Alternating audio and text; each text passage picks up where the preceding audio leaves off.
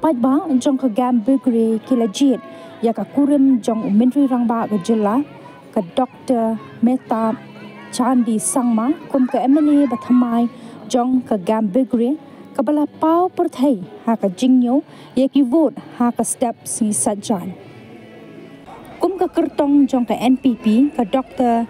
Mehtab kalayo mantam hadu Sao haja sanspa khandai pusau vote ya ka kyrtong jong ka Trinamool Congress ka Sadhiharani Sangma board pat sa kyrtong ka Congress u jingjang marang u balayo daki 9,000 spa khandai pusan vote ya ka kerdan ka basau layo da kyrtong ka BJP u Bernard marang u balayo daki spa Shipo vote kadba UGA sangma kyrtong shiman ulayo spa Andrew vote but USM marak kyrtong shiman hi uyo shispa saupunyo votes hakajo kapor unota ulayo hadu khandai pusan votes laban kedaw hangni baka jingwan ke election chiteng samay ha Gambegre kadai hadian bau MLA ko Congress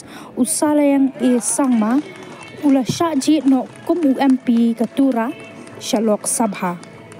Dakani ka jingjob ke NPP menta kala keu syaka lai puar ngut ki jingdon ki MLA ha ka yeng dorbar kabadan ndreupo ngut ki MLA.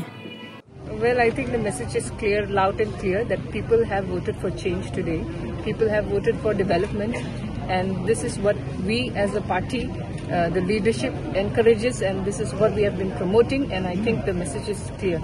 So I'm happy that people have come to our party today, and we have seen that previously we could never win this seat, but the people of Gambegre have voted for change. And I think the whole Garo Hills and Meghalaya is experiencing that right now with NPP at the government, and we will do more and do our best to ensure that we always give the best to the people. Of course, we are very happy as a party and would like to thank the people of Gambegre for their support in this by-election.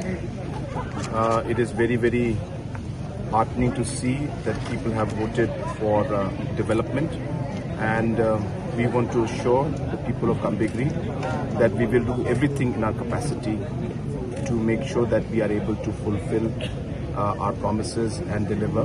There are many challenges, but we will do our best to serve the people of Gambegre. I also would like to take this opportunity to thank all the leaders, party workers, MLAs, MDCs who have worked very hard to support the candidature of Dr. Mehtab Chandi Sangma in this past by-election.